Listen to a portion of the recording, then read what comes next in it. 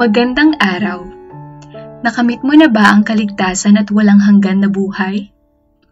Oo, kinakailangan mong maligtas at ikaw ay isa sa tamang nakikinig ng balitang ito.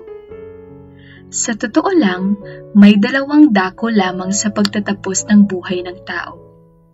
Ang walang hanggan na parusa sa apoy sa impyerno o ang buhay at kaligtasang walang hanggan kasama ang Panginoon sa langit.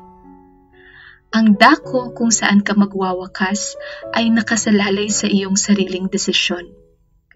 Kung pipiliin mong maligtas at magkaroon ng buhay na walang hanggan kasama ang Panginoon, mayroong isang paraan lamang, at iyon ay ang sumampalataya kay Panginoong Hesus at tanggapin siya bilang iyong Panginoon at tagapagligtas. Kung sa araw na ito ay magpapasya ka na sumampalataya kay Panginoong Hesus, ang kaligtasan ay nasa iyo na. Mangyaring sabihin ang mga salitang ito ng may puso at pananampalataya.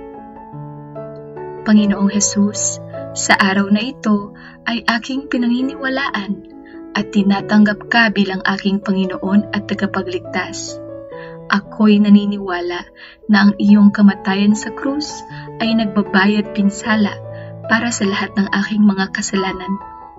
Pasukin mo ang aking puso at patnubayan mo ako sa tamang landas. Amen.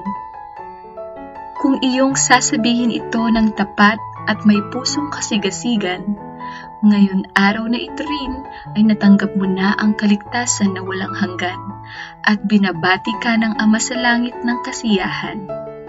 Ito ay nangangahulugan na ang iyong pangalan ay nasa aklat ng buhay sa kaharian ng langit.